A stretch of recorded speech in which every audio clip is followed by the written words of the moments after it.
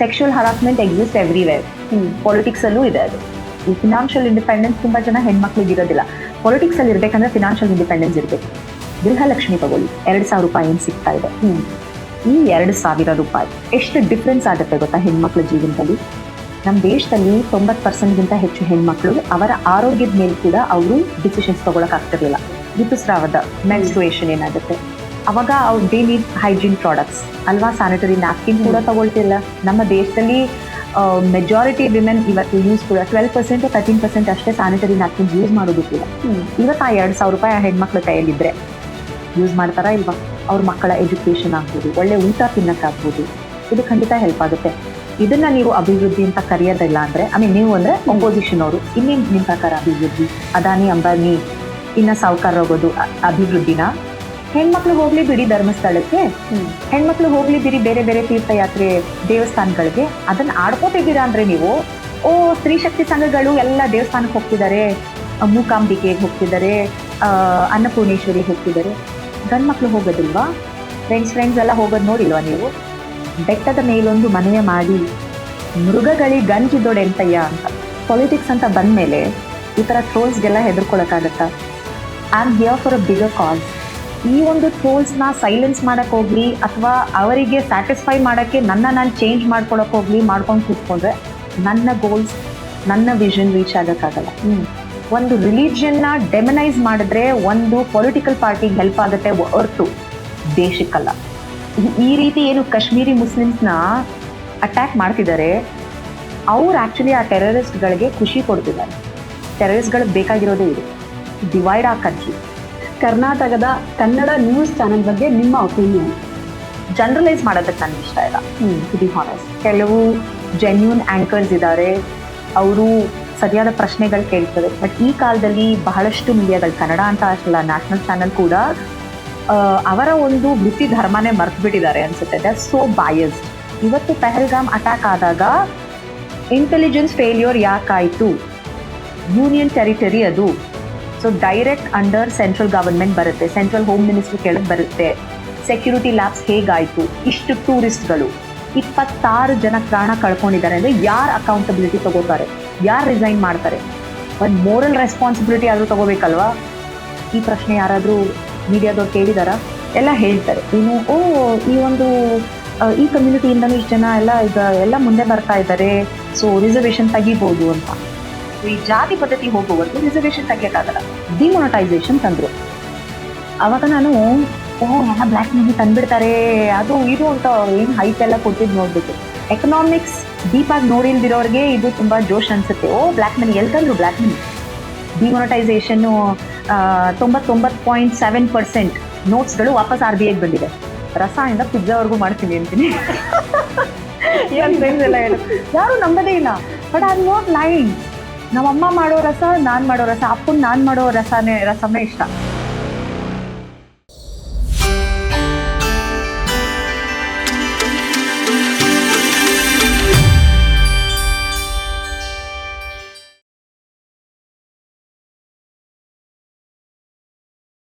So ಹಾಗೇನೆ ಈಗ ರಾಜಕೀಯದಲ್ಲಿ ಮಹಿಳೆಯರು ಸಾಧನೆ ಮಾಡಬೇಕಂದ್ರೆ ತುಂಬಾ ಡಿಫಿಕಲ್ಟೀಸ್ ಇರುತ್ತೆ. ಹೌದು. ಸೊ ಈ ಬಗ್ಗೆ ಏನು ಅನ್ಸುತ್ತೆ? ಡೆಫಿನೆಟ್ಲಿ. ಒಂದು ಮಹಿಳೆಯರು ಈಗ ಸೇಮ್ ಲೆವೆಲ್ ಆಫ್ ಕ್ವಾಲಿಫಿಕೇಶನ್ ಇದೆ ಅನ್ಕೊಳ್ಳಿ, ಒಬ್ಬ ಮಹಿಳೆಗೆ ಆ್ಯಂಡ್ ಒಬ್ರು ಪುರುಷರಿಗೆ, ಅವ್ರಿಗೆ ಸಿಗೋ ಆಪರ್ಚುನಿಟಿ ರಾಜಕೀಯದಲ್ಲಿ ಹೆಣ್ಮಕ್ಳಿಗೆ ಸಿಗೋದಿಲ್ಲ ಅಲ್ವಾ? ಅದಾದ್ರೆ ಇನ್ನೊಂದು ಪ್ಯಾರಾಮೀಟರ್ಸ್, ಒಂದು safety issue. Sexual harassment exist everywhere. Politics ಅಲ್ಲೂ ಇದೆ ಅದು, ನೋ ಡಿನೈಯಿಂಗ್ ದ ಫ್ಯಾಕ್ಟ್ ಅಲ್ವಾ? ಕಾರ್ಪೊರೇಟ್ ಅಲ್ಲಿ ಇದೆ, ಮೀಡಿಯಾದಲ್ಲಿರುತ್ತೆ, ಪಾಲಿಟಿಕ್ಸ್ ಅಲ್ಲೂ ಇದೆ. ದಟ್ ಈಸ್ ಅದು ಫಸ್ಟ್ ಇಂಪೆಡಿಮೆಂಟ್ ಹೆಣ್ಮಕ್ಳಿಗೆ ಆಚೆ ಬಂದು ಕೆಲಸ ಮಾಡೋಕ್ಕೂ. Second, financial restrictions. ಯಾಕಂದ್ರೆ as you see whether it is when it comes to property ಅಥವಾ ಆಚೆ ಹೋಗಿ ದುಡಿಯೋದು ಎಲ್ಲ ಗಂಡ್ಮಕ್ಳೆ. ಈ ಫಿನಾನ್ಷಿಯಲ್ ಇಂಡಿಪೆಂಡೆನ್ಸ್ ತುಂಬಾ ಜನ ಹೆಣ್ಮಕ್ಳಿಗೆ ಇರೋದಿಲ್ಲ. ಪಾಲಿಟಿಕ್ಸ್ ಅಲ್ಲಿ ಇರ್ಬೇಕಂದ್ರೆ ಫಿನಾನ್ಷಿಯಲ್ ಇಂಡಿಪೆಂಡೆನ್ಸ್ ಇರಬೇಕು. That is one impediment. ಎಲ್ಲದಕ್ಕಿಂತ according to a research, actual research ಪ್ರಕಾರ ಹೆಣ್ಮಕ್ಳು ಎಲೆಕ್ಷನ್ ನಿಂತ್ಕೊಂಡ್ರೆ ವಿನಬಿಲಿಟಿ ಜಾಸ್ತಿ ಇದೆ ಪುರುಷರಿಗಿಂತ. ಬಟ್ ಎಲೆಕ್ಷನ್ ನಿಲ್ಲೋವರೆಗೂ ಹೋಗೋದಿದೆಯಲ್ಲ ಅದು ಕಷ್ಟ. ಬಟ್ ಅದೇ ನಮ್ಮ ಏನು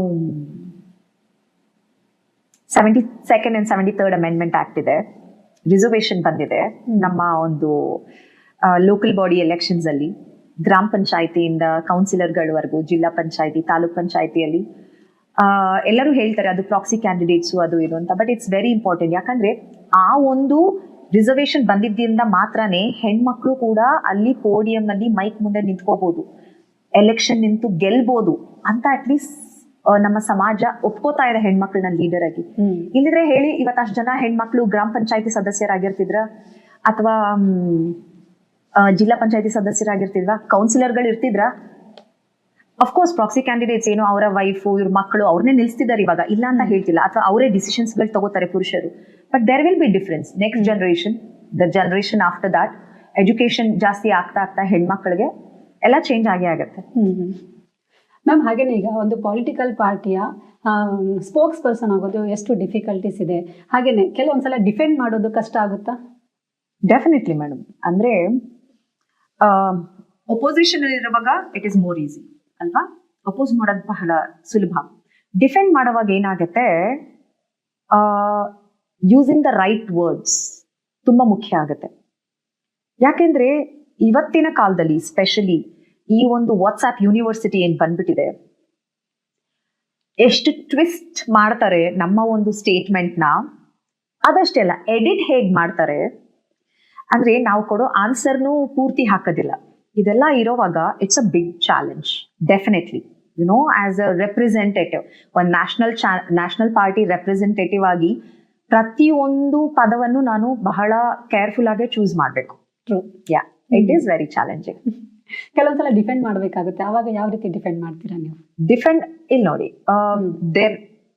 ಕೆಲವು ಸಮಯದಲ್ಲಿ ನಾನು ಡಿಫೆಂಡ್ ಕೂಡ ಮಾಡ್ಕೊಂಡಿಲ್ಲ. ಸಮಟೈಮ್ಸ್ ನಾನು ಒಪ್ಕೊಂಡಿದ್ದೀನಿ ಇದು ತಪ್ಪಾಗಿದೆ ನಮ್ಮ ಪಾರ್ಟಿಯಿಂದ ಅಂತ, ಅಥವಾ ಕೆಲವರು ನಮ್ಮ ಪಾರ್ಟಿ ಲೀಡರ್ಸ್ ಕೊಟ್ಟಿರುವಂತಹ ಸ್ಟೇಟ್ಮೆಂಟ್ ನಾನೇ ಟ್ವೀಟ್ ಮಾಡಿದ್ದೀನಿ ಅದರ ವಿರುದ್ಧ. ಸೊ ಡಿಫೆಂಡ್ ಮಾಡ್ಕೋಬೇಕಂದ್ರೆ ನಮ್ಮ ಪಾರ್ಟಿಯಲ್ಲಿ we have democracy. Definitely party ಐಡಿಯಾಲಜಿಗೆ ತಕ್ಕನಾಗಿ ನಾವ್ ಏನ್ ಮಾತಾಡಿದ್ರು ನಮ್ಗೆ ಯಾವತ್ತೂ ತಪ್ಪು ಅಂತ ಹೇಳಿಲ್ಲ. ಸಮಟೈಮ್ಸ್ ಇನ್ಫ್ಯಾಕ್ಟ್ ಕಾಂಗ್ರೆಸ್ ಪಕ್ಷನೇ ಎಷ್ಟೋ ಸಲ ಅಪಾಲಜೈಸ್ ಮಾಡಿದೆ ಹಿಂದಿನ ಕೆಲವು ಹಿಸ್ಟಾರಿಕಲ್ ಇವೆಂಟ್ಸ್ಗೆ. Yeah, that's the beauty of my party and I really appreciate that. So ಹಾಗೇನೆ ಈಗ ನಿಮ್ಮ ಪ್ರಕಾರ ರಾಜ್ಯದಲ್ಲಿ ಘೋಷಣೆಯಾದ ಗ್ಯಾರಂಟಿಗಳಲ್ಲಿ ರಾಜ್ಯದ ಅಭಿವೃದ್ಧಿಗೆ ಮಾರಕನ ಈ ಗ್ಯಾರಂಟಿಗಳು, ಪೂರಕನ ಅಂತ ಈ ಗ್ಯಾರಂಟಿಗಳು ಕೊಟ್ಟಿದೆಯಲ್ಲ ಅದು, ಈ ಗ್ಯಾರಂಟಿಗಳು ಯಾರನ್ನ ಟಾರ್ಗೆಟ್ ಮಾಡ್ತಿದೆ ನೀವೇ ಹೇಳಿ? ಲೋವರ್ ಮಿಡಲ್ ಕ್ಲಾಸ್, ಪುವರ್ ಅಲ್ವಾ? ಸ್ಪೆಷಲಿ ಡೆಮೋಗ್ರಫಿ ತಗೊಂಡ್ರೆ ಹೆಣ್ಮಕ್ಳು, ಯುವ ಜನತೆ, ಇವರನ್ನ ಟಾರ್ಗೆಟ್ ಮಾಡಿರೋದು, ಟಾರ್ಗೆಟೆಡ್ ಬೆನಿಫಿಷರೀಸ್. ಇವಾಗ ತಾನೇ ನಾನು ಹೇಳಿದೆ ಹೆಣ್ಮಕ್ಳ ಮೇಲೆ ಆಗ್ತಿರುವಂತಹ ಡಿಸ್ಕ್ರಿಮಿನೇಷನ್, ದ ಫಿನಾನ್ಷಿಯಲ್ ಇಂಡಿಪೆಂಡೆನ್ಸ್.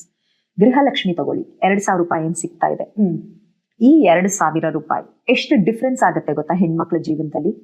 ನಮ್ಮ ದೇಶದಲ್ಲಿ 90% ಹೆಚ್ಚು ಹೆಣ್ಮಕ್ಳು ಅವರ ಆರೋಗ್ಯದ ಮೇಲೆ ಕೂಡ ಅವರು ಡಿಸಿಷನ್ಸ್ ತಗೊಳಕ್ ಆಗ್ತಿರ್ಲಿಲ್ಲ. ಯಾಕೆಂದ್ರೆ ಅವರು ಡಿಪೆಂಡೆಂಟ್ ಆಗಿದ್ರು. ಹುಷಾರಿಲ್ಲ ಅಂದ್ರೆ ಗಂಡನ್ಗೆ ಅಥವಾ ಅವ್ರ ಮನೇಲಿ ಯಾರು ಹೇಳಿದ್ರೆ ಏನಿಲ್ಲ, ಈ ಒಂದ್ ಮಾತ್ರೆ ತಗೊಂಡ್ ಮಲ್ಕೋ ಸರಿ ಹೋಗ್ತೀಯ ಅಂತಿದ್ರು. ಜೊತೆಗೆ ಹೆಣ್ಣು ಮಕ್ಕಳ ಆರೋಗ್ಯನೇ ಬೇರೆ ಇರುತ್ತೆ. ಫಾರ್ ಎಕ್ಸಾಂಪಲ್ ಋತುಸ್ರಾವದ ಮೆನ್ಸ್ಟ್ರುಯೇಷನ್ ಏನಾಗುತ್ತೆ, ಅವಾಗ ದೇ ನೀಡ್ ಹೈಜೀನ್ ಪ್ರಾಡಕ್ಟ್ಸ್ ಅಲ್ವಾ, ಸ್ಯಾನಿಟರಿ ನ್ಯಾಪ್ಕಿನ್ ಕೂಡ ತಗೊಳ್ತಿಲ್ಲ. ನಮ್ಮ ದೇಶದಲ್ಲಿ ಮೆಜಾರಿಟಿ ವಿಮೆನ್ ಇವತ್ತು ಯೂಸ್ ಕೂಡ 12% 13% ಅಷ್ಟೇ ಸ್ಯಾನಿಟರಿ ನ್ಯಾಪ್ಕಿನ್ಸ್ ಯೂಸ್ ಮಾಡೋದು ಕೂಡ. ಇವತ್ತು ಆ 2,000 ರೂಪಾಯಿ ಹೆಣ್ಮಕ್ಳ ಕೈಯಲ್ಲಿದ್ರೆ ಯೂಸ್ ಮಾಡ್ತಾರಾ ಇಲ್ವಾ? ಎಲ್ಲದಕ್ಕಿಂತ ಮುಖ್ಯವಾಗಿ ಅವ್ರ ಮಕ್ಕಳ ಎಜುಕೇಶನ್ ಆಗ್ಬೋದು, ಒಳ್ಳೆ ಊಟ ತಿನ್ನಕ್ಕಾಗ್ಬೋದು, ಇದು ಖಂಡಿತ ಹೆಲ್ಪ್ ಆಗುತ್ತೆ. ಇದನ್ನ ನೀವು ಅಭಿವೃದ್ಧಿ ಅಂತ ಕರೆಯೋದಿಲ್ಲ ಅಂದ್ರೆ, ನೀವು ಅಂದ್ರೆ ಅಪೋಸಿಷನ್ ಅವರು, ಇನ್ನೇನ್ ನಿಮ್ ಪ್ರಕಾರ ಅಭಿವೃದ್ಧಿ? ಅದಾನಿ ಅಂಬಾನಿ ಇನ್ನ ಸಾವುಕಾರ ಹೋಗೋದು ಅಭಿವೃದ್ಧಿನ? ನಮ್ಮ ದೇಶದ ಹೆಣ್ಮಕ್ಳ ಆರೋಗ್ಯ, ಅವರ ಭವಿಷ್ಯ ಚೆನ್ನಾಗಿರೋದು ಅಭಿವೃದ್ಧಿನ? ಶಕ್ತಿ ಯೋಜನೆ, ಈಗ ತಾನೇ ಹೇಳಿದೆ ನಾನು ಪಬ್ಲಿಕ್ ಟ್ರಾನ್ಸ್ಪೋರ್ಟ್ ಅಲ್ಲಿ ಯಾವ ರೀತಿ ಸೇಫ್ಟಿ ಇಶ್ಯೂ ಅಂತ. ಶಕ್ತಿ ಯೋಜನೆ is my favourite of all the 5 guarantees. ಯಾಕೆ ನನ್ನ ಫೇವ್ರೇಟ್ ಅಂತ ಹೇಳ್ತೀನಿ, ಇದು ಹೆಣ್ಣು ಮಕ್ಕಳನ್ನ ಸಾಮಾಜಿಕವಾಗಿ, ಆರ್ಥಿಕವಾಗಿ, ಸಾಂಸ್ಕೃತಿಕವಾಗಿ ಅಂದ್ರೆ ಎಕನಾಮಿಕಲಿ, ಸೋಷಿಯಲಿ, ಕಲ್ಚರಲಿ 3 ರೀತಿ ಸಬಲೀಕರಿಸುತ್ತೆ ಅಲ್ವಾ? ಈ ಫಾರ್ ಎಕ್ಸಾಂಪಲ್ ಎಕನಾಮಿಕಲಿ ಹೇಗೆ, ಮನೆ ಕೆಲಸ ಮಾಡೋ ಹೆಣ್ಮಕ್ಳು, ಗಾರ್ಮೆಂಟ್ಸ್ ಹೆಣ್ಮಕ್ಳು 1,500ದಿಂದ 2,000 ರೂಪಾಯಿ ಅವರ ಬಸ್ ಚಾರ್ಜ್ ಉಳಿತಾ ಇದೆ ಅವ್ರಿಗೆ. ಗೃಹಲಕ್ಷ್ಮಿ ಬರೋದಲ್ದೆ 1,500ದಿಂದ 2,000 ರೂಪಾಯಿ ಬಸ್ ಚಾರ್ಜ್ ಉಳಿಯುತ್ತೆ ಅಲ್ವಾ? That makes a huge difference. ಅವರ ಫಿನಾನ್ಷಿಯಲಿ ಸ್ಟ್ರಾಂಗ್ ಆಗ್ತಾರೆ. ಎಷ್ಟೋ ಹೆಣ್ಮಕ್ಳು ಅವ್ರ ತಾಯಿ ಮನೆಗೆ ಹೋಗ್ತಾ ಇರ್ಲಿಲ್ವಂತೆ, ಇವಾಗ ಆರಾಮಾಗಿ ಹೋಗಿ ಬರ್ತಾರೆ ತಾಯಿ ಮನೆಗೆ. ಇದೇ ಗಂಡಸರಿಗೆ ಪ್ರಾಬ್ಲಮ್ ಆಗ್ತಾ ಇರೋದು, ಯಾಕಂದ್ರೆ ಅವ್ರಿಗೆ ಬಸ್ ಹತ್ತಕ್ ಆಗಲ್ಲ ಅಂತ ಅವ್ರು ಕಂಪ್ಲೇಂಟ್ ಕೊಡ್ತಾರೆ. ಪ್ರಾಬ್ಲಮ್ ಏನು ಅಂದ್ರೆ there is a saying, when you're used to privilege, equality feels like an oppression. ಈ ಪುರುಷರಿಗೆ ಅವರ ಒಂದು ಸವಲತ್ತು ಎಷ್ಟು ಯೂಸ್ ಆಗ್ಬಿಟ್ಟಿದ್ದಾರೆ ಅಂದ್ರೆ ಇವಾಗ ನಾವು ಈಕ್ವಾಲಿಟಿ ಕೇಳ್ತಾ ಇದೀವಿ, ಅಯ್ಯೋ ನಮ್ಮನ್ನ ಒಪ್ರೆಸ್ ಮಾಡ್ತಿದ್ದಾರೆ ಅನ್ಸ್ಬಿಡುತ್ತೆ ಅವ್ರಿಗೆ. They are so used to privilege. ಹೆಣ್ಮಕ್ಳು ಹೋಗ್ಲಿ ಬಿಡಿ ಧರ್ಮಸ್ಥಳಕ್ಕೆ, ಹೆಣ್ಮಕ್ಳು ಹೋಗ್ಲಿ ಬಿಡಿ ಬೇರೆ ಬೇರೆ ತೀರ್ಥಯಾತ್ರೆ ದೇವಸ್ಥಾನಗಳಿಗೆ, ಅದನ್ನ ಆಡ್ಕೋತಿದ್ದೀರಾ ಅಂದ್ರೆ ನೀವು, ಸ್ತ್ರೀ ಶಕ್ತಿ ಸಂಘಗಳು ಎಲ್ಲ ದೇವಸ್ಥಾನಕ್ಕೆ ಹೋಗ್ತಿದ್ದಾರೆ, ಮೂಕಾಂಬಿಕೆಗೆ ಹೋಗ್ತಿದ್ದಾರೆ, ಅನ್ನಪೂರ್ಣೇಶ್ವರಿಗೆ ಹೋಗ್ತಿದ್ದಾರೆ, ಗಂಡ್ ಮಕ್ಳು ಹೋಗೋದಿಲ್ವಾ? ಫ್ರೆಂಡ್ಸ್ ಎಲ್ಲ ಹೋಗೋದ್ ನೋಡಿಲ್ವಾ ನೀವು? ಅವಾಗೇನು ಪ್ರಾಬ್ಲಮ್ ಇಲ್ಲ ನಿಮ್ಗೆ. ಹೆಣ್ಮಕ್ಳಿಗೆ ಫ್ರೀ ಆಗಿ ಅಲ್ಲಿಗೆ ಹೋಗೋ ಹಾಗೆ ಸರ್ಕಾರ ಒಂದು ಪ್ರಾಜೆಕ್ಟ್, ಒಂದು ಪಾಲಿಸಿ ತಂದಿದೆ ಅಂದ ತಕ್ಷಣ ನಿಮ್ಗೆ ಆಪರೇಷನ್ ಅನ್ಸ್ತಿದೆ. ಅಂದ್ರೆ ಅವ್ರು ಏನ್ ಕಂಪ್ಲೇಂಟ್ ಅಂತ ಹೇಳಿದ್ರೆ ಎಲ್ರಿಗೂ ಮಾಡಬಾರ್ದಿತ್ತು, ಅಬೌವ್ 60 years ಮಾಡ್ಬೇಕಾಗಿತ್ತು. ಈಗ ಹೆಚ್ಚು ಜನ ಯಾರು ಟ್ರಾವೆಲ್ ಮಾಡ್ತಾರೆ ಮೇಡಮ್? ಯಂಗ್ ವಿಮೆನ್, ಕೆಲ್ಸಕ್ಕೆ ಹೋಗೋರು, ಸೇವಿಂಗ್ಸ್ ಆಗ್ಬೇಕಾಗಿರೋದು ಅವ್ರಿಗೂ ಕೂಡ, ವಯಸ್ಸಾದವ್ರಿಗೂ ಕೂಡ, ಇವ್ರಿಗೂ ಕೂಡ. ಹೆಣ್ಮಕ್ಳಂದ್ಮೇಲೆ ಈಗ ತಾನೇ ನಾನು ಹೇಳಿದೆ, ಎಲ್ಲಾ ಒಂದು ಕಮ್ಯುನಿಟಿಯಲ್ಲೂ ಹೆಣ್ಮಕ್ಳ ಮೇಲೇನೆ ಈ ಒಂದು ಶೋಷಣೆ ನಡೆಯೋದು. Women as beneficiaries, I think Shakti ಯೋಜನೆ ಇಸ್ ಟೋಟಲಿ ಜಸ್ಟಿಫೈಬಲ್. ಅನ್ನಭಾಗ್ಯ, ಒಂದು ಹಸಿವು ಮುಕ್ತ ಕರ್ನಾಟಕ ಮಾಡಬೇಕು ಅಂತ ಸಿದ್ದರಾಮಯ್ಯನವರು ಈ ಸಲ ಅಲ್ಲ, ಅವ್ರು ಮೊದಲನೇ ಟರ್ಮ್ ಚೀಫ್ ಮಿನಿಸ್ಟರ್ ಆಗಿದ್ದಾಗೆ ತಂದಂತಹ ಒಂದು ಇಟ್ಸ್ ರೆವಲ್ಯೂಷನರಿ ಮೆಷರ್. ಯಾರು ಹಸ್ಕೊಂಡ್ ಮಲ್ಕೋಬಾರ್ದು ಕರ್ನಾಟಕದವರು ಅಂತ. ಇವತ್ತಲ್ಲ, ಕೊರೋನಾ ಸಮಯದಲ್ಲಿ ಅನ್ನಭಾಗ್ಯ ಎಷ್ಟು ಹೆಲ್ಪ್ ಆಗಿದೆ ಜನಗಳಿಗೆ. ಅವಾಗ ಇವ್ರು ಯೋಚನೆ ಮಾಡ್ದಿರಾ, ಅವತ್ತು ತಿಂದು ಅವತ್ತು ದುಡ್ದು ಅವತ್ತು ತಿನ್ನೋರು ನಮ್ಮ ದೇಶದಲ್ಲಿ 80% ಗಿಂತ ಜಾಸ್ತಿ ಇದ್ದಾರೆ. ಅವ್ರ ಬಗ್ಗೆ ಯೋಚನೆ ಮಾಡಿದ್ರ ಲಾಕ್ಡೌನ್ ತಂದ್ಬಿಟ್ರು. ಏನ್ ಮಾಡ್ಬೇಕಿತ್ತು ಅವರೆಲ್ಲ ಅನ್ನಭಾಗ್ಯ ಇಲ್ಲ ಅಂತಿದ್ರೆ? So guarantee schemes definitely. ಈಗ ನೀವು ಅಭಿವೃದ್ಧಿ ಅಂತ ಏನ್ ಹೇಳಿದ್ರಿ, ಇವತ್ತು ನಮ್ಮ ಮನೇಲಿ ಮಕ್ಳಿದ್ರೆ ಅವ್ರಿಗೆ ಓದಿಸೋದು ಬಹಳ ಮುಖ್ಯ ಆಗತ್ತೆ. ನಮ್ಗೆ ಸಾಲ ಮಾಡಿ ಆದ್ರೂ ಅವ್ರಿಗೆ ಓದಿಸ್ತಾರೆ. ಯಾಕೆ ಹೇಳಿ? ಅವರ ಒಂದು ಡೆವಲಪ್ಮೆಂಟ್ ಮುಂದೆ ಅವರು ಚೆನ್ನಾಗಿರ್ಬೇಕು ಅಂತ. Same thing social welfare measures ಸರ್ಕಾರ ತಗೊಳ್ಳೋದು ಅದಕ್ಕೇನೆ. At the end of the day ಜನ ತಾನೇ ಮುಖ್ಯ. ಪೊಲಿಟಿಕ್ಸ್ ಇರೋದು, ಈ ಎಲ್ಲಾ ರೆವೆನ್ಯೂ ಬರ್ತಾ ಇರೋದು ಗೌರ್ಮೆಂಟ್ ಜನರಿಗಾಗಿ. ಸೊ ಹಾಗಂತ ಏನು ಬೇರೆ ಡೆವಲಪ್ಮೆಂಟಲ್ ಕೆಲಸಗಳೇನು ಕಮ್ಮಿ ಆಗಿಲ್ಲ.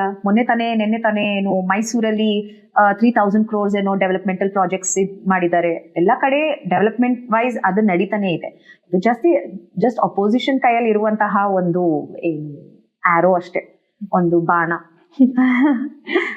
ಹಾಗೇನೆ ನೀವೀಗ ಯೂತ್ ಸ್ಪೋಕ್ಸ್ ಪರ್ಸನ್ ಈಗ ಕಾಂಗ್ರೆಸ್ಗೆ. ಸೊ ಈ ತರ ಇರುವಾಗ ನಿಮ್ಗೆ ಟ್ರೋಲ್ ಮಾಡ್ತಾರೆ, ಟೀಕೆ ಮಾಡ್ತಾರೆ, ಇದನ್ನ ಯಾವ ರೀತಿ ನೀವು ಹ್ಯಾಂಡಲ್ ಮಾಡ್ತೀರಾ? ಸೊ ನೀವಿದ್ ಹೇಳ್ತಾ ಇದೆ, ಅಕ್ಕ ಮಹಾದೇವಿಯವರ ಒಂದು ವಚನ ನೆನಪಾಗತ್ತೆ. ಬೆಟ್ಟದ ಮೇಲೊಂದು ಮನೆಯ ಮಾಡಿ ಮೃಗಗಳಿಗಂಜಿದೊಡೆಂತಯ್ಯ ಅಂತ. ಪೊಲಿಟಿಕ್ಸ್ ಅಂತ ಬಂದ್ಮೇಲೆ ಈ ತರ ಟ್ರೋಲ್ಸ್ಗೆಲ್ಲ ಹೆದರ್ಕೊಳಕ್ಕಾಗತ್ತಾ? I am here for a bigger cause. ನನ್ನ ವಿಷನೇ ಬೇರೆ ಇದೆ. ಈ ಒಂದು ಟ್ರೋಲ್ಸ್ ನ ಸೈಲೆನ್ಸ್ ಮಾಡಕ್ ಹೋಗ್ಲಿ ಅಥವಾ ಅವರಿಗೆ ಸ್ಯಾಟಿಸ್ಫೈ ಮಾಡಕ್ಕೆ ನಾನು ಚೇಂಜ್ ಮಾಡ್ಕೊಳಕ್ ಹೋಗ್ಲಿ, ಮಾಡ್ಕೊಂಡು ಕೂತ್ಕೊಂಡ್ರೆ ನನ್ನ ಗೋಲ್ಸ್, ನನ್ನ ವಿಷನ್ ರೀಚ್ ಆಗಕ್ಕಾಗಲ್ಲ. ನನ್ನ ಪ್ರಕಾರ ಏನಾಗತ್ತೆ, ಈಗ ಗಾಂಧೀಜಿನೇ ನೋಡಿ, ಅವರ ಒಂದು ಸ್ಟೇಟ್ಮೆಂಟ್ ಇದೆಯಲ್ಲ, first they laugh at you, then they fear you, then you win ಅಂತ ಏನೋ ಒಂದು ಸೇಯಿಂಗ್ ಇದೆ. It's as simple as that. ನಮ್ಮ ಪ್ರೋಗ್ರೆಸ್ ನೋಡ್ತಾ ನೋಡ್ತಾ ಆ ಟ್ರೋಲಿಂಗ್ ಎಲ್ಲ ಕಮ್ಮಿ ಆಗ್ತಾ ಇದೆ. ಇನ್ಫ್ಯಾಕ್ಟ್ ನಾನು ಸ್ಟಾರ್ಟಿಂಗ್ ಅಲ್ಲಿ ಆಂಟಿ-CA ಮೂವ್ಮೆಂಟ್ ಅಲ್ಲಿ ಒಂದೇ ದಿನ ನನ್ನ ಒಂದು ಪ್ರೊಟೆಸ್ಟ್ ಮಾಡೋ ವಿಡಿಯೋ ಸೂಪರ್ ವೈರಲ್ ಆಯ್ತು. ನೆಕ್ಸ್ಟ್ ಡೇ ನೋಡ್ತೀನಿ trolling began and I am like that is so new to me. First time ನಾನು ಈ ತರ ಪಬ್ಲಿಕ್ ಐಯಲ್ಲಿ ಬಂದು ನನ್ನ ಒಂದು ಸ್ಪೀಚ್ ವೈರಲ್ ಆಗ್ಬಿಟ್ಟು ತುಂಬಾ ಅಪ್ಸೆಟ್ ಆಗ್ಬಿಟ್ಟೆ ಒಂದಿನ. ನೆಕ್ಸ್ಟ್ ಡೇ ನಾನು ಅನ್ಕೊಂಡಿದ್ ಒಂದೇ, ಇಟ್ಸ್ ಓಕೆ. ದೊಡ್ಡ ಲೀಡರ್ಸ್ ಆಗ್ಬೇಕಂದ್ರೆ you have to face this trolls, you have to come out of it. ಇದಕ್ ನಾನು ಕುಗ್ಬಿಟ್ರೆ ಇದಕ್ ಕುಗ್ಗಿದ್ರೆ ಮುಂದೆ ಹೋಗಕ್ಕಾಗಲ್ಲ. ನಾನ್ ಚೂಸ್ ಮಾಡಿರೋ ಕರಿಯರ್ ಅಲ್ಲಿ ಅಂದ್ಮೇಲೆ ಕರಿಯರ್ ಚೇಂಜ್ ಮಾಡ್ಬೇಕು ನಾನು ಹೆದರ್ಕೊಳ್ಳೋ ಹಾಗಿದ್ರೆ ಅಲ್ವಾ? ಇದು politics and there is democracy. ಯಾರ್ ಬೇಕಾದ್ರೂ ನಿಮ್ಮನ್ನ ಟೀಕೆ ಮಾಡ್ಬೋದು, ಬಟ್ ರೆಸ್ಪೆಕ್ಟ್ಫುಲ್ ಆಗಿ ಮಾಡ್ತಾರಾ, ಕೆಟ್ಟದಾಗಿ ಟ್ರೋಲ್ ಮಾಡ್ತಾರಾ, ಅದು ಅವರ ಅಪ್ಬ್ರಿಂಗಿಂಗ್ ತೋರಿಸುತ್ತೆ, ನಂದಲ್ಲ. ನಿಜ, ರೈಟ್? ರೆಸ್ಪೆಕ್ಟ್ಫುಲ್ ಆಗಿ ಅವ್ರು ಟೀಕಿಸಿದ್ರೆ ಐ ಕನ್ಸಿಡರ್ ದಟ್, ಅವರಿಗೂ ಕೂಡ ರೆಸ್ಪೆಕ್ಟ್ ಮಾಡ್ತೀನಿ. ಬಟ್ ಅವರ ಒಂದು ಅಪ್ಬ್ರಿಂಗಿಂಗ್ ಅಷ್ಟು ಕೆಟ್ಟದಾಗಿದ್ದು ಅವ್ರ ಅಷ್ಟು ಕೆಟ್ಟದಾಗಿ ಇದ್ ಮಾಡಿದ್ರೆ ನನ್ನ ಮೇಲೆ ಅದು ರಿಫ್ಲೆಕ್ಟ್ ಆಗೋದಿಲ್ಲ is what I believe. So ಈಗ ನಿಮ್ಗೆ ಬೇರೆ ಪಾರ್ಟಿಯಲ್ಲೆಲ್ಲ ಫ್ರೆಂಡ್ಸ್ ಇದ್ದಾರಾ? ನೀವು ಅವ್ರ ಜೊತೆ ಏನೆಲ್ಲ ಟಾಪಿಕ್ ಮಾತಾಡ್ತೀರಾ ನೀವು? ಡೆಫಿನೆಟ್ಲಿ ಇದ್ದಾರೆ. ಸಿ ನನಗೂ ಸ್ಟಾರ್ಟಿಂಗ್ ಅಲ್ಲಿ ಹಂಗೆ ಅನಿಸ್ತಾ ಇತ್ತು, ಐಡಿಯಾಲಜಿಕಲ್ ಡಿಫ್ರೆನ್ಸಸ್ ಇರುತ್ತೆ ಅಂತ. ಮತ್ತೆ ಈಗ ನೋಡಿ, ನಮ್ಮ ಐಡಿಯಾಲಜಿ ಹೇಗೆ ಫಾರ್ಮ್ ಆಗತ್ತೆ ಅಂದ್ರೆ, ನಾವೇನ್ ಓದ್ತೀವಿ, ನಮ್ ಸುತ್ತ ಯಾರಿದ್ದಾರೆ, ನಮ್ಮ ಅಪ್ಬ್ರಿಂಗಿಂಗ್ ಹೇಗಿದೆ, ನಾವ್ ಯಾವ ದೇಶದಲ್ಲಿ ಇದೀವಿ, ಇದು ಕೂಡ ಮ್ಯಾಟರ್ ಆಗುತ್ತೆ. ಸ್ಕೂಲಲ್ಲಿ ಏನ್ ಓದಿದ್ವಿ, ಇನ್ ಮತ್ತೊಬ್ರು ಬೇರೆ ರೀತಿ ಏನು ಐಡಿಯಾಲಜಿ ಬೆಳೆಸ್ಕೊಂಡಿದ್ರೆ ಹಾಗಂತ ಅವ್ರ ತಪ್ಪು ನಾವು ಸರಿ ಅಂತ ಹೇಳಕ್ಕಾಗಲ್ಲ ಅಲ್ವಾ. But there are some basic things, ಅದು ಹ್ಯುಮ್ಯಾನಿಟಿ ಅನ್ನೋದು, ಮನುಷ್ಯತ್ವ ಅನ್ನೋದು ಅಲ್ವಾ. ಫಾರ್ ಎಕ್ಸಾಂಪಲ್ ಪಹಲ್ಗಾಮ್ ಬಗ್ಗೆ ಹೇಳಿದ್ರಿ ನೀವು. ಪಹಲ್ಗಾಮ್ ಅಲ್ಲಿ ನಡೆದಿರುವಂತಹ ಟೆರರಿಸ್ಟ್ ಅಟ್ಯಾಕ್ಗೂ ಕಾಶ್ಮೀರಿ ಮುಸ್ಲಿಮ್ಸ್ಗೂ ಯಾವುದು ಸಂಬಂಧ ಇಲ್ಲ. ಬಟ್ ಇದೇ ಒಂದು ಚಾನ್ಸ್ ಸಿಕ್ತು ಅಂತ ಇಷ್ಟು ದಿನ ಟೆರರಿಸ್ಟ್ ಅಟ್ಯಾಕ್ ಆದ್ರೆ ಪ್ರತಿಯೊಬ್ರು ಗವರ್ಮೆಂಟ್ ನ ಕ್ವೆಶ್ಚನ್ ಮಾಡ್ತಿದ್ರು. ಇವತ್ತು ಕಾಶ್ಮೀರಿ ಮುಸ್ಲಿಮ್ಸ್ ಮೇಲೆ, ಬೇರೆ ಬೇರೆ ಕಡೆ ಇರುವಂತಹ ಕಾಶ್ಮೀರಿ ಮುಸ್ಲಿಮ್ಸ್ ಮೇಲೂ ಅಟ್ಯಾಕ್ಗಳು ನಡೀತಿದೆ. ಇದು ಮನುಷ್ಯತ್ವದ ಪ್ರಶ್ನೆನಾ ಅಲ್ವಾ? ನೀವೇ ಹೇಳಿ, ಅವ್ರದ್ದೇನ್ ತಪ್ಪು? ಒಂದು ರಿಲಿಜಿಯನ್ ನ ಡೆಮನೈಸ್ ಮಾಡಿದ್ರೆ ಒಂದು ಪೊಲಿಟಿಕಲ್ ಪಾರ್ಟಿಗೆ ಹೆಲ್ಪ್ ಆಗುತ್ತೆ ಹೊರತು ದೇಶಕ್ಕಲ್ಲ. ಈ ರೀತಿ ಏನು ಕಾಶ್ಮೀರಿ ಮುಸ್ಲಿಮ್ಸ್ ನ ಅಟ್ಯಾಕ್ ಮಾಡ್ತಿದ್ದಾರೆ, ಅವ್ರು ಆಕ್ಚುಲಿ ಆ ಟೆರರಿಸ್ಟ್ ಗಳಿಗೆ ಖುಷಿ ಕೊಡ್ತಿದ್ದಾರೆ. ಟೆರರಿಸ್ಟ್ ಗಳಿಗೆ ಬೇಕಾಗಿರೋದೇ ಇದು, ಟು ಡಿವೈಡ್ ಆ ಕಂಟ್ರಿ ಅಲ್ವಾ. ಈ ಫೇಕ್ ನ್ಯಾಷನಲಿಸಮ್ ತೋರಿಸ್ತಾರಲ್ಲ, that is something that's not acceptable. ಆ ರೀತಿ ಮಾಡೋರು ಮಾತ್ರ ಈ ಒಂದು ಕಮ್ಯುನಿಟಿ, ಮುಸ್ಲಿಮ್ಸ್ ಅವರಾಗ್ಬೋದು ಅಥವಾ ಜಾತಿಯ ವಿಷಯದಲ್ಲಾಗ್ಬೋದು, ಈ ಡಿಸ್ಕ್ರಿಮಿನೇಷನ್ ತೋರಿಸ್ತಾರಲ್ಲ, I can never be friends with them.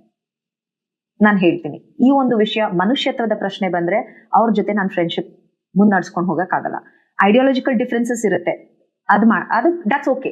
Friendship, personal relationships ಬೇರೆ, ಮತ್ತೆ ಪೊಲಿಟಿಕ್ಸ್ ಬೇರೆ ಅಲ್ವಾ.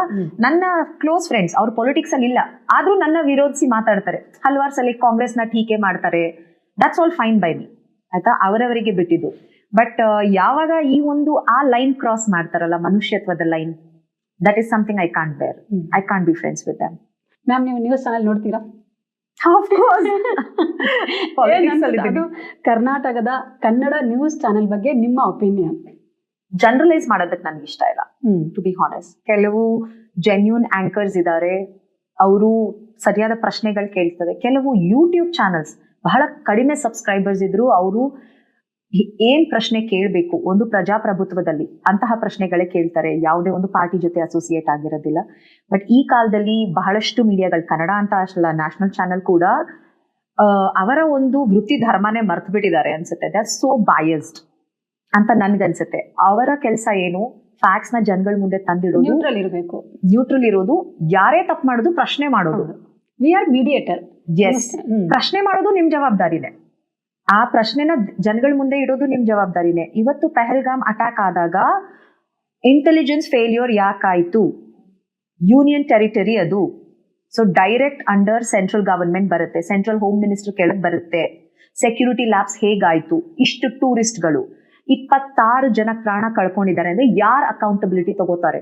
ಯಾರ್ ರಿಸೈನ್ ಮಾಡ್ತಾರೆ? ಒಂದ್ ಮೋರಲ್ ರೆಸ್ಪಾನ್ಸಿಬಿಲಿಟಿ ಆದ್ರೂ ತಗೋಬೇಕಲ್ವಾ? ಈ ಪ್ರಶ್ನೆ ಯಾರಾದ್ರೂ ಮೀಡಿಯಾದವ್ರು ಕೇಳಿದಾರ? ಮುಂಚೆ ಆಗಿದ್ರೆ ಈ ಪ್ರಶ್ನೆ ಕೇಳ್ತಾ ಇದ್ರು, ಕೆಲವ್ರು ಕೇಳಿದಾರೆ ಈ ಸಲ ಕೂಡ. ಬಟ್ ಇವಾಗ ಏನಾಗ್ತಿದೆ? ಮುಸ್ಲಿಂ ಅಂದ್ರು, ಹಿಂದೂ ಅಂದ್ರು, ಪಾಕಿಸ್ತಾನ್ ಬೇರೆ, ಇಂಡಿಯಾ ಬೇರೆ ಅಲ್ವಾ. ಇಂಡಿಯನ್ ಮುಸ್ಲಿಮ್ಸ್, ಇಂಡಿಯನ್ ಹಿಂದೂಸ್ ಅಲ್ಲಿ ಜಾಸ್ತಿ ಕಾಮನ್ ಇದೆ. ಇಂಡಿಯನ್ ಮುಸ್ಲಿಮ್ಸ್ಗೂ ಪಾಕಿಸ್ತಾನಿ ಮುಸ್ಲಿಮ್ಸ್ಗೂ. ಇಂಡಿಯನ್ ಹಿಂದೂಸ್ ಪಾಕಿಸ್ತಾನಿ ಹಿಂದೂಸ್ ಅಲ್ಲಿ ಅಷ್ಟು ಕಾಮನಾಲಿಟಿ ಇಲ್ಲ. ಇಂಡಿಯನ್ ಮುಸ್ಲಿಮ್ಸ್ ಇಂಡಿಯನ್ ಹಿಂದೂಸ್ಗೆ ಇರೋದು ಜಾಸ್ತಿ ಕಾಮನಾಲಿಟಿ. ಒಪ್ಕೋತೀರಾ ಇಲ್ವಾ? ಆದ್ರೂ ನಮ್ಮನ್ನೇ ಡಿವೈಡ್ ಮಾಡ್ಬಿಟ್ಟು ಆ ಒಂದು ಐಡಿಯಾಲಜಿನ ಪ್ರಶ್ನೆ ಮಾಡಿದ್ರೆ ಪಾಕಿಸ್ತಾನ್ಗೆ ಹೋಗು, ದೇಶದ್ರೋಹಿ ಪಟ್ಟ ಕಟ್ಬಿಡ್ತಾರೆ. ನಾವು ಕೂಡ ನಾವು ಹಿಂದೂ ಅಂತ ಪ್ರೂವ್ ಮಾಡ್ಕೊಳ್ಳೋ ಸರ್ಟಿಫಿಕೇಟ್ ಕೊಡಕ್ ಇವ್ರು ಯಾರು ಅಂತ ನಾನು ಯೋಚನೆ ಮಾಡ್ತೀನಿ ಹಲವಾರು ಬಾರಿ. ಏನೋ ಆಂಟಿ ಹಿಂದೂ ಅಂತೆ, ಮತ್ತೆ ಏನದು ಅರ್ಬನ್ ನಕ್ಸಲ್ ಅಂತೆ, ಎಂತೆಂತ ಟರ್ಮ್ಗಳು ಬಂದಿದೆ ನೋಡಿ. ಈ ಕಳೆದ ಒಂದು 10 ವರ್ಷದಿಂದಾನೇ ಇದೆಲ್ಲ ಶುರುವಾಗಿರೋದು. ಅದಕ್ಕೆ ಮುಂಚೆ ನಾನು ಇಂತಹ ಪದಗಳೇ ಕೇಳಿರ್ಲಿಲ್ಲ. ನೀವು ಕೇಳಿದ್ರಾ? ಇಲ್ಲ. ಆ ಒಂದು ನರೇಟಿವ್, ಇಟ್ಸ್ ಜಸ್ಟ್ ಮಾರ್ಕೆಟಿಂಗ್ ಅಲ್ಲಿ ಇವತ್ತಿನ ಕೇಂದ್ರ ಸರ್ಕಾರದಷ್ಟು ಚೆನ್ನಾಗಿ ಬೇರೆ ಯಾರು ಇಲ್ಲ. ಮಾರ್ಕೆಟಿಂಗ್. ಸೊ ಹಾಗೇನೆ ಕೆಲವೊಂದ್ಸಲ ಈಗ ಮೀಡಿಯಾ ಹೌಸಸ್ ಏನ್ ಮಾಡ್ತಾರೆ, ಯಾವುದೋ ಒಂದು ಇಶ್ಯೂ ಇರುತ್ತೆ, ಮಾತಾಡಕ್ಕೆ ಕರೀತಾರೆ. ಸ್ಟುಡಿಯೋ ಕರೀತಾರೆ, ಆದ್ರೆ ಅಲ್ಲಿ ನಿಮ್ಗೆ ಮಾತಾಡಕ್ಕೆ ಬಿಡಲ್ಲ. ಏನ್ ಅನ್ಸುತ್ತೆ ಆಗ? ಅಂದ್ರೆ ನಿಮ್ ಪಾಯಿಂಟ್ ಆಫ್ ವ್ಯೂ ಹೇಳಕ್ಕೆ ಬಿಡಲ್ಲ ಅವರು. ಹೌದು 100% ಟ್ವಿಸ್ಟ್ ಮಾಡ್ತಾರೆ. ಎಕ್ಸ್ಪೀರಿಯನ್ಸ್ ಆಗಿದೆಯಾ ನಿಮ್ಗೆ? ಡೆಫಿನೆಟ್ಲಿ. ಬಟ್ ನಾನ್ ಮಾತ್ರ ನನ್ನ ಪಾಯಿಂಟ್ ಇಟ್ಟೇ ಇಡ್ತೀನಿ. ನೀವು ಯಾವುದೇ ಪ್ರಶ್ನೆ ಕೇಳಿ, ಅಲ್ಲಿ ಏನ್ ರಿಲೆವೆಂಟೋ ಅದೇ ಮಾತಾಡೋದು ನಾನು. ಒನ್, ಅವ್ರು ಸರಿಯಾದ ಪ್ರಶ್ನೆ ಕೇಳಿಲ್ಲ ಅಂದ್ರೆ ನಾನು ಯಾವುದೇ ಡಿಬೇಟ್ ಹೋದ್ರು ನಾನು ರಿಸರ್ಚ್ ಮಾಡಿ ರೆಡಿಯಾಗಿ ಹೋಗೋದು. ಆಯ್ತಾ? ನನಗೆ 1 hour ಮುಂಚೆ 2 hour ಮುಂಚೆ ಹೇಳಿದ್ರು ಎಲ್ಲ ಕೆಲಸ ಬಿಟ್ಬಿಟ್ಟು ನಾನು ಕೂತ್ಕೊಂಡು ನಾನು ರಿಸರ್ಚ್ ಮಾಡಿರ್ತೀನಿ. ಬಿಕಾಸ್ ಐ ನೋ ಒಂದು ಜವಾಬ್ದಾರಿ ಕೊಟ್ಟ ಮೇಲೆ ನನ್ನ ಮೇಲೆ ನಂಬಿಕೆ ಇಟ್ಟು ನನ್ನ ಪಾರ್ಟಿ ಅಲ್ಲಿ ನಾನು ಅದನ್ನ ರೆಪ್ರೆಸೆಂಟ್ ಮಾಡ್ತಿದ್ದೀನಿ ಅಂತ ನ್ಯಾಷನಲ್ ಚಾನೆಲ್ಸ್ ಅಲ್ಲಿ ರೆಪ್ರೆಸೆಂಟ್ ಮಾಡಿದ್ಮೇಲೆ ಅದು ನನ್ನ ಜವಾಬ್ದಾರಿ ಆಗುತ್ತೆ. ಸೊ ಆಂಕರ್ ಎಷ್ಟೇ ಬಯಸ್ಡ್ ಆಗಿದ್ರು I don't let them, I don't get carried away by them. ನಾನೇನ್ ಪಾಯಿಂಟ್ಸ್ ಇಡ್ಬೇಕು ನಾನು ಇಟ್ಟೇ ಇಡ್ತೀನಿ. ಮ್ಯಾಮ್, ಹಾಗೇನೆ ಈಗ ನಮ್ಮ ಇಂಡಿಯಾದಲ್ಲಿ ಜಾತಿ ಆಧಾರಿತ ರಿಸರ್ವೇಶನ್ ತುಂಬಾ ಇದೆ. ಸೊ ಈ ಬಗ್ಗೆ ನಿಮ್ಗೆ ಏನ್ ಅನ್ಸುತ್ತೆ? ಇಷ್ಟು ಪರ್ಸೆಂಟೇಜ್ ಕೊಡ್ಲೇಬೇಕಾ ಅವ್ರಿಗೆ? ಈಗ ಜಾತಿ ಆಧಾರಿತ ರಿಸರ್ವೇಶನ್ ಏನಿದೆ ಅದು ನಮ್ಮ ಸಂವಿಧಾನದ ಪ್ರಕಾರ ಕೊಟ್ಟಿರೋದು. ನಮ್ಮ ಸಂವಿಧಾನದಲ್ಲಿ ಜಾತಿ, ರಿಲಿಜಿಯನ್ ಇದರ ಮೇಲೆ ಯಾರ ಮೇಲೂ ಡಿಸ್ಕ್ರಿಮಿನೇಷನ್ ಆಗಬಾರ್ದು, ಪ್ರತಿಯೊಬ್ರು ಈಕ್ವಲ್ ಆಗಿ ಟ್ರೀಟ್ ಆಗ್ಬೇಕು ಅಂತ ಏನಿದೆ, ಇದರ ಬೇಸಿಸ್ ಮೇಲೆ ರಿಸರ್ವೇಶನ್ ತಂದಿದ್ದಾರೆ. ಯಾಕೆ ಅಂದ್ರೆ ಈ ಹಿಂದೆ ಈ ಒಂದು ಅವಕಾಶಗಳು ಕೂಡ ಕೆಲವು ಜಾತಿಗಳಿಗೆ ಸಿಗ್ತಾ ಇರ್ಲಿಲ್ಲ. ಗವರ್ಮೆಂಟ್ ಕೆಲಸದಲ್ಲಿರೋದಾಗ್ಬೋದು, ಓದುವಂತಹ ಅವಕಾಶಗಳ, ವರ್ಣ ಸಿಸ್ಟಮ್ ನಿಮ್ಗೆ ಗೊತ್ತಿರ್ಬೇಕು ಅಲ್ವಾ? ಒಬ್ರು ಯಾವ ಪ್ರೊಫೆಷನ್ ಫಾಲೋ ಮಾಡ್ತಾರೆ ಅವ್ರ ಮೊಮ್ಮಕ್ಕಳು ಎಲ್ಲ ಅದೇ ಪ್ರೊಫೆಷನ್ ಫಾಲೋ ಮಾಡ್ಕೊಂಡು ಹೋಗ್ಬೇಕು ಅನ್ನೋವಂತಹ ಒಂದು ಸಿಸ್ಟಮ್ ಅದು ಆ ಕಾಲದಿಂದ ಬಂದ್ಬಿಟ್ಟಿದೆ. ಸೋಷಿಯಲಿ, ಎಜುಕೇಶನಲಿ ಬ್ಯಾಕ್ವರ್ಡ್ ಕಮ್ಯುನಿಟೀಸ್ಗೆ ಈ ಒಂದು ಇವಾಗ ಅದು ರಿಸರ್ವೇಶನ್ ಅಂತ ಅನ್ಸುತ್ತಾ ನಿಮ್ಗೆ? ರಿಸರ್ವೇಶನ್ ಈಗ ನೋಡಿ, ಇವತ್ತು ಎಲ್ಲ ಹೇಳ್ತಾರೆ ಏನು, ಈ ಕಮ್ಯುನಿಟಿಯಿಂದನೂ ಇಷ್ಟು ಜನ ಎಲ್ಲ ಮುಂದೆ ಬರ್ತಾ ಇದ್ದಾರೆ, ಸೊ ರಿಸರ್ವೇಶನ್ ತೆಗಿಬಹುದು ಅಂತ. ಮಳೆ ಬರ್ತಾ ಇದೆ, ಛತ್ರಿ ಹಿಡ್ಕೊಂಡು ನಿಂತಿದ್ದೀರಾ, ಮಳೆ ಬರ್ತಾ ಇದೆ, ನಾನ್ ನೆನೀತಿಲ್ಲಪ್ಪ ಛತ್ರಿ ಬೇಡ ಅಂತ ಹಾಕಕ್ಕಾಗತ್ತಾ? Isn't it foolish? ಮಳೆ ನಿಲ್ಲೋವರೆಗೂ ಛತ್ರಿ ಬಿಸಾಕಕ್ಕಾಗಲ್ಲ. ಸೊ ಈ ಜಾತಿ ಪದ್ಧತಿ ಹೋಗೋವರೆಗೂ ರಿಸರ್ವೇಶನ್ ತೆಗಿಯಕ್ಕಾಗಲ್ಲ. ಆ ಒಂದು ಸಮಾನತೆ ಬರೋವರೆಗೂ ಪ್ರತಿಯೊಂದು ಕಮ್ಯುನಿಟಿ ಈಗ ಒಂದು ಡಿಸಿಷನ್ ತಗೊಳ್ಳುವಂತಹ ಟೇಬಲ್ ಮೇಲೆ ಕೂತಿದ್ದೀವಿ ಅಂದ್ರೆ ಅಲ್ಲಿ ಪ್ರತಿ ಒಂದು ಸಮಾಜದ ರೆಪ್ರೆಸೆಂಟೇಟಿವ್ ಇರಲೇಬೇಕು. ಅವಾಗಷ್ಟೇ ಆ ಒಂದು ಸೋಷಿಯಲ್ ಜಸ್ಟಿಸ್, ಸಾಮಾಜಿಕ ನ್ಯಾಯ ನಮ್ಮ ದೇಶದಲ್ಲಿ ನೆಲೆಸೋದಕ್ಕೆ ಸಾಧ್ಯ. ಇಡೀ ಸಂವಿಧಾನ ಇರೋದೇ ಸಾಮಾಜಿಕ ನ್ಯಾಯದ ಮೇಲೆ. ಈ ಒಂದು ರಿಸರ್ವೇಶನ್ ಕೂಡ ಅದರ ಬೇಸಿಸ್ ಮೇಲೆ ಬಂದಿರೋದು. ನಾನೀಗ ಕ್ವಿಕ್ ಆಗಿ ಒಂದು ರ್ಯಾಪಿಡ್ ಫೈರ್ ಆಡೋಣ, ಆಯ್ತಾ? ಸೊ ನಿಮ್ಮ ನೆಚ್ಚಿನ ಪೊಲಿಟಿಕಲ್ ಐಡಲ್ ಯಾರು? Indira Gandhi. So rate 1 to 10, ಆಯ್ತಾ? ಸೊ ಮೋದಿ ಸರ್ಕಾರ ಮೊದಲನೇ ಅವಧಿ. If there was a negative number, definitely 1 to 10 ನಾನು ಕೊಡೋದಿಲ್ಲ. ಅವರ ಡಿಸಾಸ್ಟ್ರಸ್ ಡಿಮಾನಿಟೈಸೇಷನ್ ಆಗ್ಬೋದು, ಅವರ GST ತಂದಿದ್ದಾಗ್ಬೋದು, ಎಲ್ಲದಕ್ಕಿಂತ ವರ್ಸ್ಟ್ ಲಾಕ್ಡೌನ್ ಆಗ್ಬೋದು. ಅಂಡ್ ಮೋರ್ ದನ್ ಎನಿಥಿಂಗ್, ನಾನಾಗ್ಲೇ ಏನ್ ಮಾತಾಡ್ದೆ, ಹ್ಯುಮ್ಯಾನಿಟಿ ವೈಸ್ ನಮ್ಮ ದೇಶವನ್ನ ಧರ್ಮದ ಹೆಸರಲ್ಲಿ, ಜಾತಿ ಹೆಸರಲ್ಲಿ, ಯಾಕೆ ನಮ್ಮ ಭಾಷೆ ಹೆಸರಲ್ಲೂ ಡಿವೈಡ್ ಮಾಡಕ್ ನೋಡ್ತಿದಾರಲ್ಲ, ಈ ಒಂದು ಹಿಂದಿ ಇಂಪೋಸಿಷನ್ ಇದೆಯಲ್ಲ, I don't think I will give even one number to that administration. You cannot divide a country by saying you're going to administer it.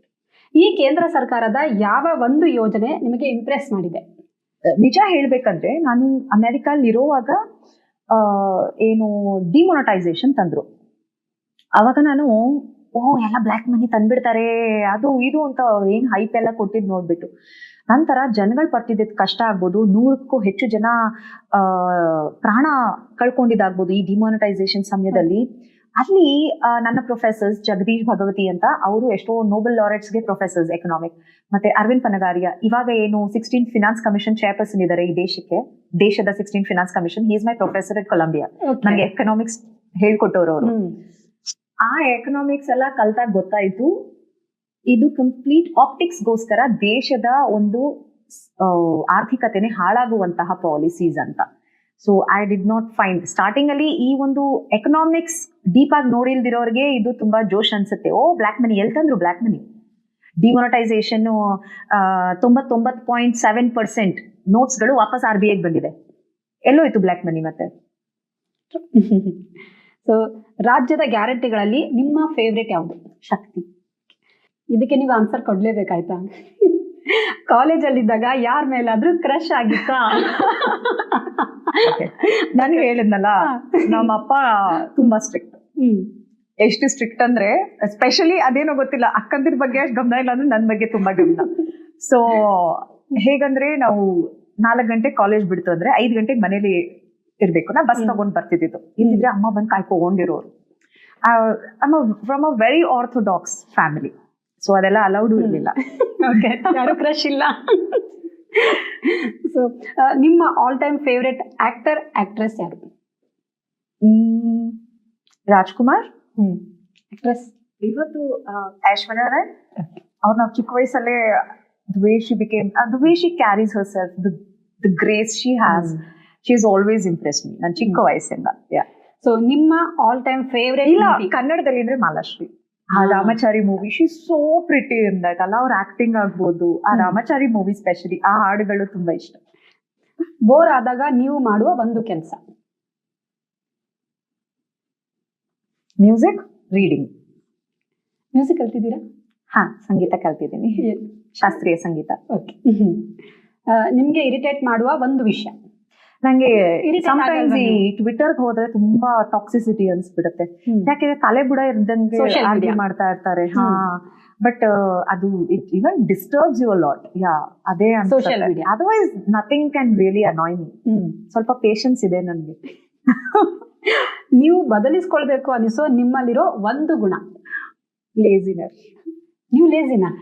ನಂಗೆ ಅನ್ಸೋದು, ಇಷ್ಟು ಟೈಮ್ ವೇಸ್ಟ್ ಮಾಡಿ ಪ್ರೊಕ್ರಾಸ್ಟಿನೇಟ್ ಮಾಡಿ ಇಷ್ಟೊಂದು ಕೆಲಸ ಮಾಡಿದ್ರೆ ಫುಲ್ ಟೈಮ್ ನಾನು ಇನ್ನ ಆಕ್ಟಿವ್ ಆದ್ರೆ ಇನ್ನೂ ಎಷ್ಟೊಂದು ಕೆಲಸ ಮಾಡ್ಬೋದು ಅಂತ ಅನ್ಸುತ್ತೆ. ಅಲ್ಲ, 1.5 ತಿಂಗಳಿಂದ ನಿಮ್ಮನ್ನ ಫಾಲೋ ಅಪ್ ಮಾಡ್ತಾ ಇದ್ದೀವಿ ಆಯ್ತಾ, ನೀವು ಸಿಗ್ತಾ ಇರ್ಲಿಲ್ಲ, ಅಷ್ಟು ಬಿಸಿ ಇದ್ರಿ.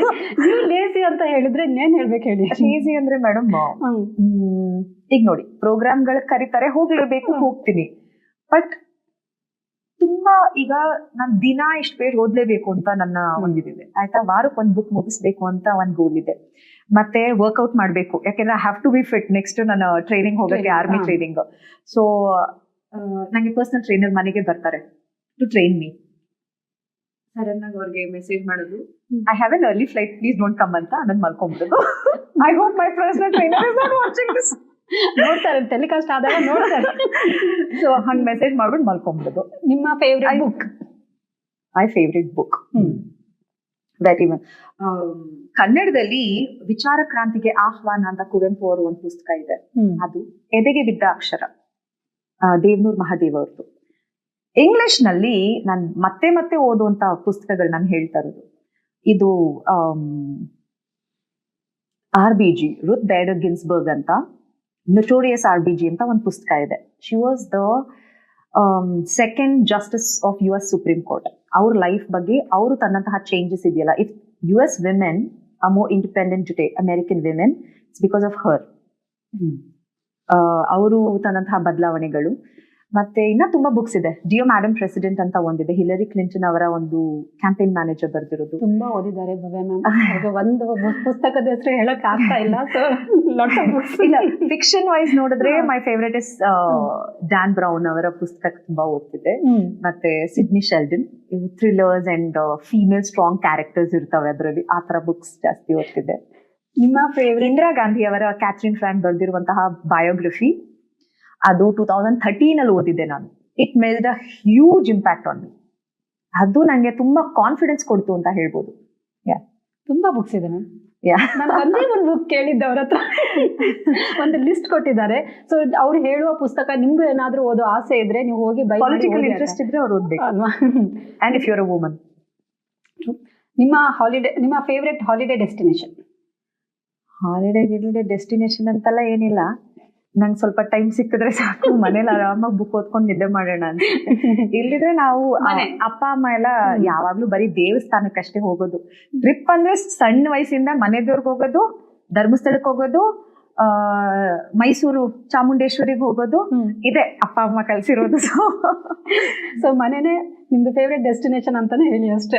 ಹಾ, ಯಾಕೆಂದ್ರೆ ನಾ ಅಜ್ಜಿ ತಾತ ಮನೆ 2 ಬೆಂಗಳೂರಲ್ಲೇ ಇರೋದು. ಸೊ ನಮ್ ರಜಾ ದಿನಗಳಲ್ಲೂ ಎಲ್ಲೂ ಆಚೆ ಹೋಗ್ತಾ ಇರ್ಲಿಲ್ಲ. But New York, S. ಸೊ ನೀವು ಮಾಡುವ ಯಾವ ಅಡಿಗೆಗೆ ನಿಮ್ಮ ಮನೆಯವರು 100 ಮಾರ್ಕ್ಸ್ ಕೊಡ್ತಾರೆ? ನಾನು ಎಲ್ಲರ ಹತ್ರ I am very proud of my cooking. ನಾನು ಹೇಳೋದು ರಸದಿಂದ ಪಿಜ್ಜಾವರೆಗೂ ಮಾಡ್ತೀನಿ ಅಂತೀನಿ. ಫ್ರೆಂಡ್ಸ್ ಎಲ್ಲ ಹೇಳು, ಯಾರು ನಂಬದೇ ಇಲ್ಲ. But I am not lying. ನಮ್ಮಮ್ಮ ಮಾಡೋ ರಸ, ನಾನ್ ಮಾಡೋ ರಸ, ಅಪ್ಪನ್ ನಾನ್ ಮಾಡೋ ರಸಮೇ ಇಷ್ಟ. ಓಕೆ. ಮತ್ತೆ ಟೀ ಮಾಡೋದು ಅಷ್ಟೇ, ನಾನು ತುಂಬಾ ಚೆನ್ನಾಗಿ. ಈ ನಡುವೆ ನಂಗೆ ಟೈಮ್ ಆಗ್ತಿಲ್ಲ ಮಾಡೋದಕ್ಕೆ. Otherwise non veg, vegetarian food ಎಲ್ಲ ಕುಕ್ ಮಾಡ್ತೀನಿ. Great. In fact I love cooking. ಯಾರಿಗೂ ಗೊತ್ತಿಲ್ಲದ ಅಥವಾ ತುಂಬಾ ಕಡಿಮೆ ಜನರಿಗೆ ಗೊತ್ತಿರುವ ನಿಮ್ಮಲ್ಲಿನ ಹಿಡನ್ ಟ್ಯಾಲೆಂಟ್? I sing. ಅದು ಗೊತ್ತಿದೆ ಸ್ವಲ್ಪ ಜನಕ್ಕೆ. 2 ಲೈನ್ ಹಾಡ್ಬೋದಾ? Yeah, I can. 2 ಲೈನ್. ಯಾವ ಹಾಡು ಅನ್ನೋದು ಅದು ಈಗ ಇಂಟರ್ವ್ಯೂಯಿಂಗ್. ದೇವರ ನಮ್ಮ ಹಾಡು. ಲಕ್ಷ್ಮಿ ಮೇಲೆ.